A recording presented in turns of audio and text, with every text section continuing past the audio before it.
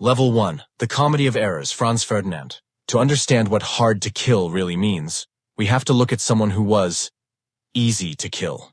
But the circumstances were just stupid. Meet Archduke Franz Ferdinand. His death started World War I, but his survival skills were F-tier. What most people don't know is that the assassination wasn't just one guy. It was a whole squad of incompetent teenagers. Earlier that day, another assassin, Nedeljko Kabrinovich, threw a bomb at the Archduke's car. It bounced off the hood and exploded under the car behind him.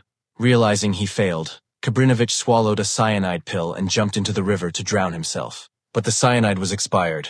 It only made him vomit. And the river? It was only 4 inches deep. He just landed in the mud, vomiting, until the police beat him up. Franz Ferdinand survived all of this. He was safe, but instead of fleeing, he decided to visit the injured in the hospital. His driver took a wrong turn and stopped, literally stalled the car, right in front of a cafe. Who was sitting at that cafe? Gavrilo Princip, another assassin who had given up and went to get a sandwich. Princip looked up, saw his target sitting still, and fired 2 shots. No epic fight, no escape plan. Just a wrong turn, expired poison, and a sandwich. Verdict: failed level 1. Level 2. The devil's luck, Adolf Hitler.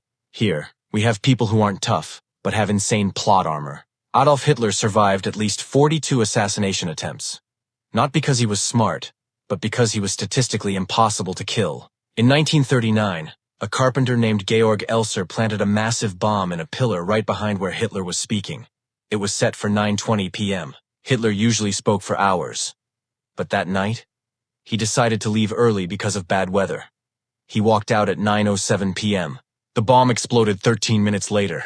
It killed 8 people and destroyed the room. Hitler was already on a train, complaining about the noise. But the craziest one was Operation Valkyrie in 1944.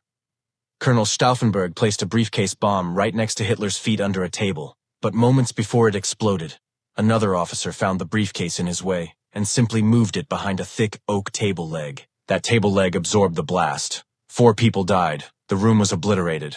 Hitler. He walked away with some wood splinters in his legs, burned trousers, and burst eardrums. He told his doctor, "I am immortal. Providence has saved me." He wasn't immortal. He was just the luckiest man alive. Level 3, the Terminator, Adrian Carton de Wyatt. Now we enter the true tough guy territory. Meet Adrian Carton de Wyatt, the man who treated 3 major wars like a mild inconvenience. If life was a video game, Adrian maxed out his durability stats. Just listen to the damage report. Shot in the face, shot in the head, stomach, ankle, leg, hip, and ear. Most men retire after 1 plane crash. Adrian survived 2. He was captured and thrown into a POW camp. He didn't wait to be rescued. He tunneled his way out. But the most legendary story happened when a doctor refused to amputate his mangled fingers because it was too dangerous. Adrian got bored waiting, so he simply bit them off himself. Later in life, he slipped on some stairs and broke his back. He recovered.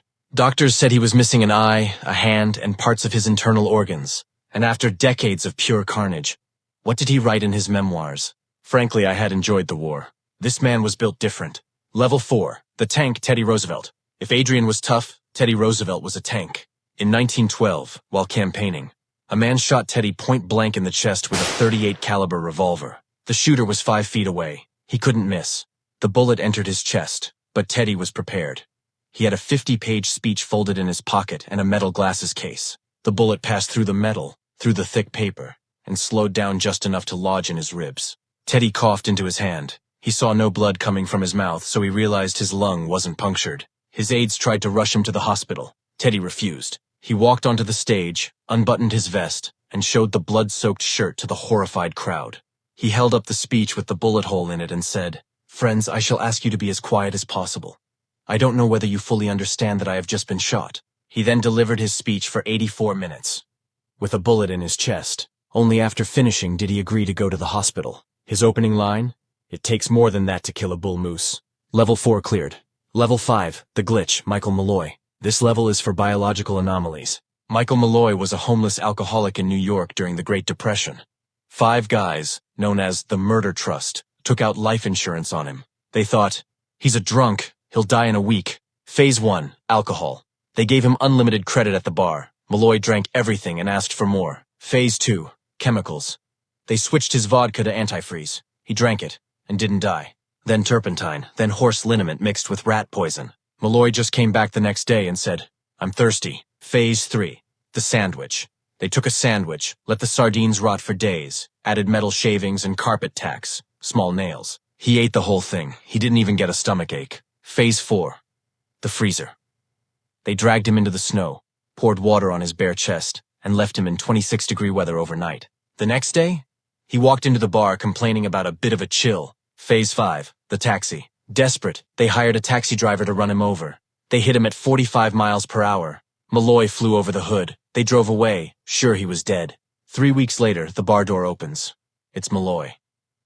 "I was in the hospital," he said. "I sure am dying for a drink." It took a gas pipe down his throat to finally finish him. Verdict, Level 5, a glitch in the Matrix.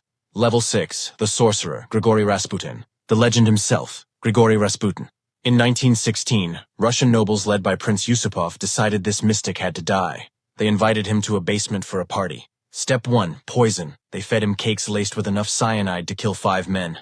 Rasputin ate them all. He asked for wine. They gave him poisoned wine. He drank 3 glasses and started playing the guitar. The poison simply didn't work. Historians think the sugar in the cakes might have neutralized it. Step 2, the gun. Panicked, Prince Yusupov pulled out a revolver and shot him in the chest. Rasputin fell. He was declared dead. The conspirators started celebrating upstairs. But when the prince went back down to check the body, Rasputin's eyes snapped open. He grabbed the prince by the throat and whispered, "You bad boy." Rasputin pushed him away and ran out into the snowy courtyard. Step 3, overkill. They chased him. They shot him again in the back, then again in the head. They started beating him with a dumbbell. Finally, they tied him up in a carpet and threw him into the frozen Neva River. When the body was found days later, his hands were raised. The autopsy showed water in his lungs. This means he was still alive when he hit the water. Poison, 3 bullets, blunt force trauma, freezing. It took drowning to finally stop his heart. Level 7, the final boss, Fidel Castro. Rasputin survived 1 night of hell. Fidel Castro survived 50 years of it. The CIA reportedly planned to assassinate this man 638 times. I'm not exaggerating. They had a whole department dedicated to killing Castro. Some attempts were like a spy movie. They tried exploding cigars. They tried a diving suit infected with a deadly fungus. They tried poison pills hidden in a jar of face cream. Some attempts were just humiliating. The CIA once planned to spray LSD into his radio booth so he would go crazy live on air. They planned to put thallium powder in his shoes to make his famous beard fall out. But the closest they ever got was with a woman named Marita Lorenz, his ex-lover. The CIA gave her poison pills. She hid them in her jar of cold cream, but the pills melted in the cream. She couldn't use them. Castro knew. He figured it out. He looked at her, pulled out his own .45 pistol, and handed it to her. He puffed his cigar and said, "You can't kill me. Nobody can." She broke down crying and couldn't pull the trigger. They ended up, well, let's just say they rekindled their romance. Castro outlasted 11 U.S. presidents. He died of old age at 90. He turned survival into a sport, and he won the gold medal. Level 7 complete. So, which level was the most impressive? The biological invincibility of Malloy, or the sheer volume of Castro? Let me know in the comments. And if you want to see who had the worst death in history, click the video on the screen right now. See you there.